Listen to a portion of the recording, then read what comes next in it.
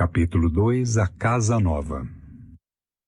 Quando Bruno viu a casa nova pela primeira vez, seus olhos se arregalaram, a boca fez o formato de um O e os braços penderam estendidos ao lado do corpo novamente. Tudo nela parecia ser o oposto da casa antiga, e ele não podia acreditar que eles iriam, de fato, morar lá.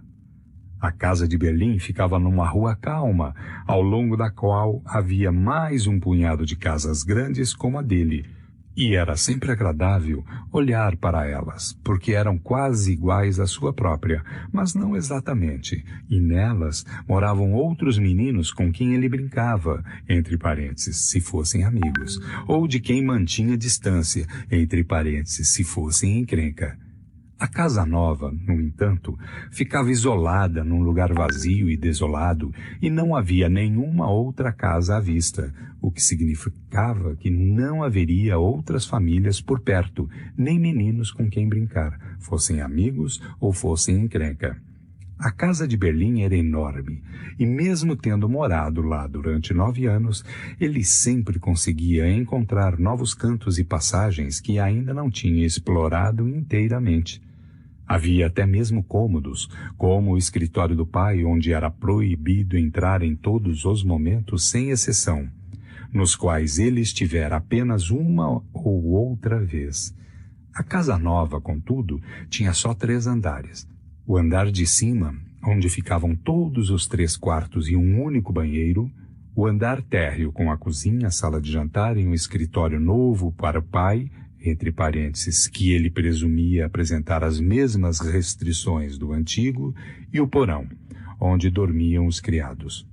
À volta toda da casa antiga de Berlim havia outras ruas com casas grandes, e ao se chegar ao centro da cidade, havia sempre gente caminhando e parando para conversar umas com as outras, ou correndo e dizendo que não tinham tempo para parar. Hoje não quando havia 101 coisas a se fazer.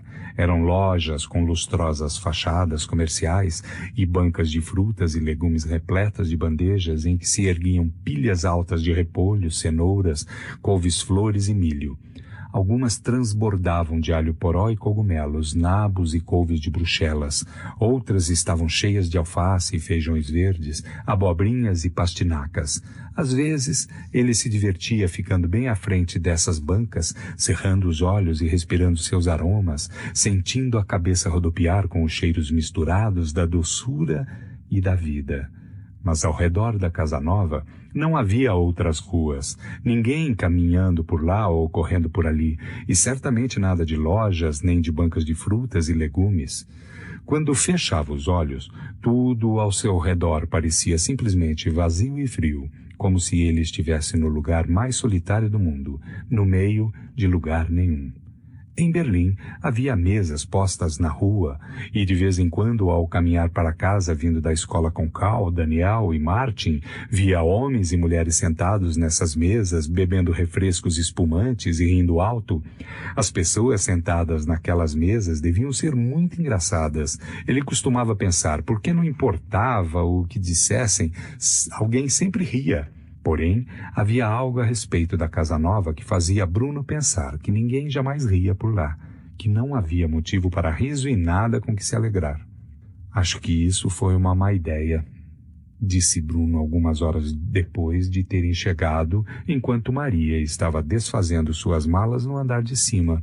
Entre parênteses, Maria não era a única criada na casa. Inclusive havia outras 3, bastante magras e que só se comunicavam por meio de sussurros. Havia também um velho que, segundo lhe disseram, deveria preparar-lhes os legumes todos os dias e servi-los à mesa, e cujo semblante era sempre infeliz, mas também um pouco bravo. Não temos o luxo de achar coisa alguma, disse a mãe, abrindo a caixa que continha um jogo de 64 taças com o qual o vovô e a vovó a haviam presenteado por ocasião do casamento com o pai. Há pessoas que tomam todas as decisões em nosso nome. Bruno não sabia o que ela queria dizer com isso e fingiu que a mãe nada dissera. Acho que isso foi uma má ideia, ele repetiu. Acho que o melhor a fazer seria esquecer tudo isto e simplesmente voltar para casa. podemos considerar que valeu como experiência, acrescentou ele, frase que aprendera recentemente e que estava determinado a empregar com a maior frequência possível. A mãe sorriu e depositou os copos cuidadosamente sobre a mesa. Tenho mais uma frase para você aprender, ela disse. É a seguinte: temos que procurar fazer o melhor de uma situação ruim. Bem, eu não sei se temos mesmo, disse Bruno. Acho que você devia dizer ao papai que você mudou de ideia e que, bem, se tivermos de ficar aqui pelo resto do dia e jantar aqui esta noite e dormir aqui, já que estamos cansados da viagem, então tudo bem. Mas seria melhor levantar bem cedo amanhã se quisermos chegar a Berlim antes da hora do chá. A mãe suspirou. Bruno, por que você não sobe logo e vai ajudar a Maria a desfazer as suas malas? Ela perguntou. Mas não faz sentido desfazer as malas se nós vamos, Bruno. Vá logo, por favor, disse ela ríspida, pois aparentemente não havia problema se ela o interrompesse, embora na situação contrária não funcionasse assim. Estamos aqui. Já chegamos e este será o nosso lar durante o futuro previsível. E é melhor que tentemos aproveitar o que for possível. Está entendendo? Ele não sabia o que queria dizer futuro previsível e disse isto a ela. Significa que é aqui que nós moramos agora, Bruno, disse a mãe, e chega deste assunto.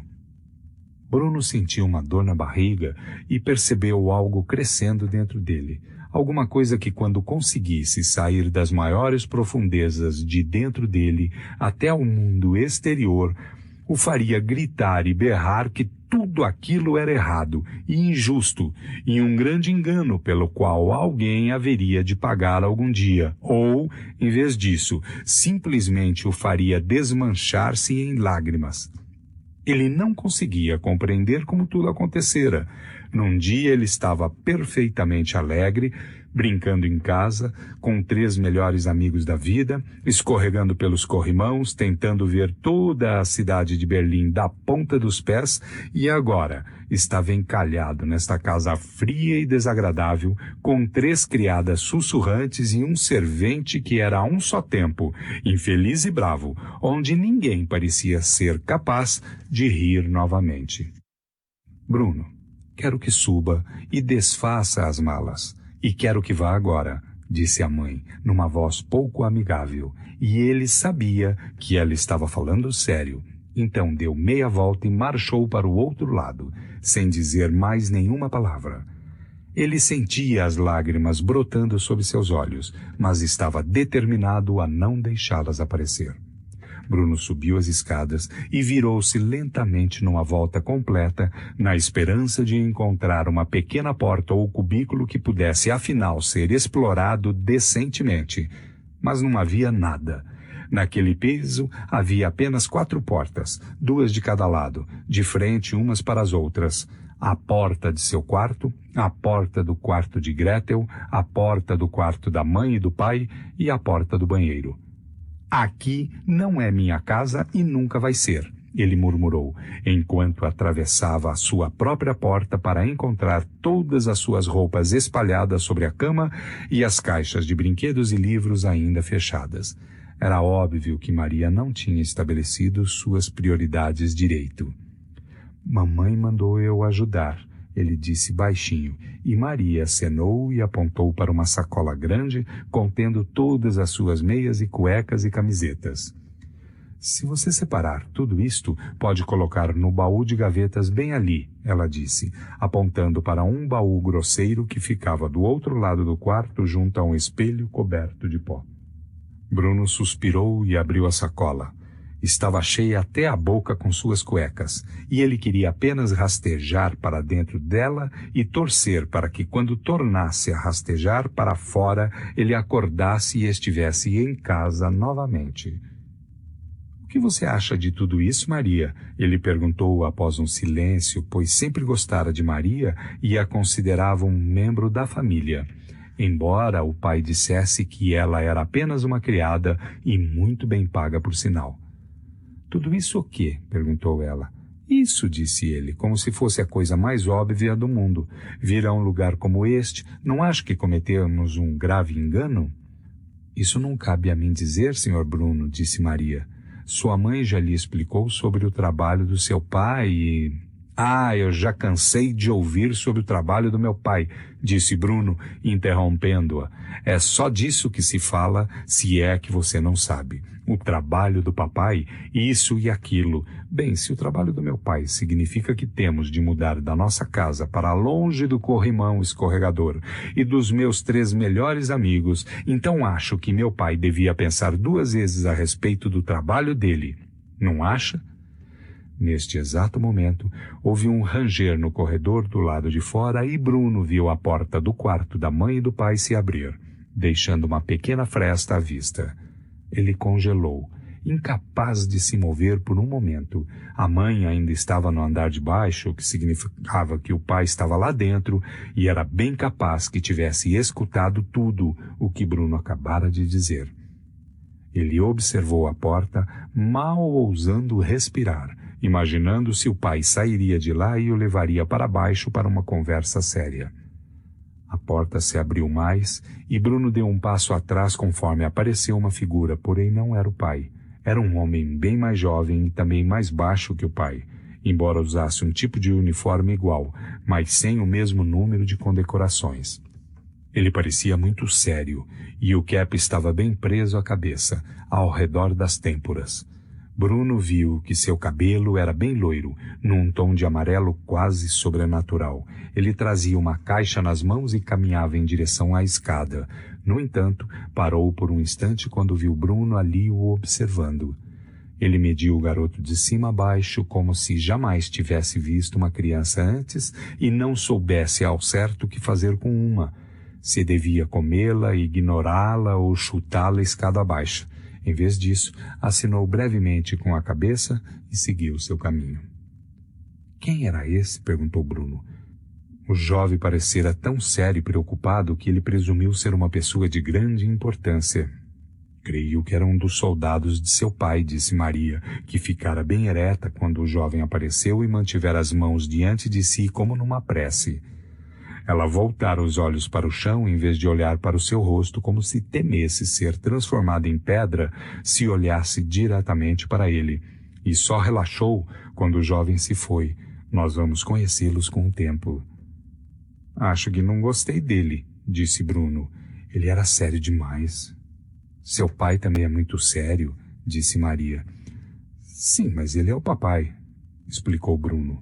Pais devem ser sérios. Não importa se são quitandeiros, ou professores, ou chefes de cozinha, ou comandantes, disse ele, relacionando todas as profissões que sabia serem exercidas por pais decentes e respeitáveis, e em cujo títulos pesara 1000 vezes.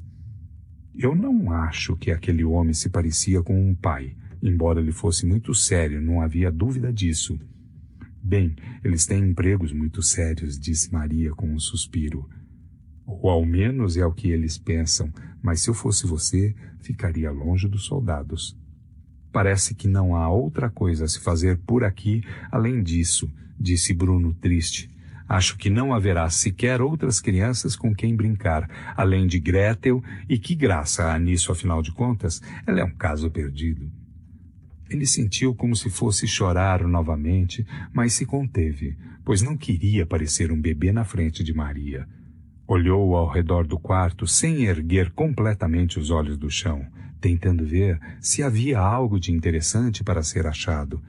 Não havia. Ou não parecia haver. Mas então uma coisa lhe chamou a atenção. No canto do quarto que ficava de frente para a porta, havia uma janela no teto que descia pela parede, um pouco como aquela do andar de cima da casa de Berlim, ainda que não tão alta. Bruno observou-a e pensou que poderia ver o lado de fora sem mesmo ter de ficar na ponta dos pés. Ele caminhou lentamente na direção da janela, na esperança de que fosse possível ver todo o caminho de volta até Berlim, e a sua casa, e as ruas ao redor, e as mesas onde as pessoas se sentavam e bebiam os refrescos espumantes e contavam histórias hilariantes umas às outras. Andou devagar porque não queria se decepcionar, mas era apenas o começo do quarto de um menino pequeno e não havia muito espaço para caminhar até chegar à janela. Bruno pôs o rosto junto ao vidro e olhou o que estava do lado de fora. E desta vez, quando seus olhos se arregalaram e a boca fez o formato de um O, as mãos ficaram bem juntas ao corpo, porque havia algo que o fez sentir muito inseguro e com frio. CD3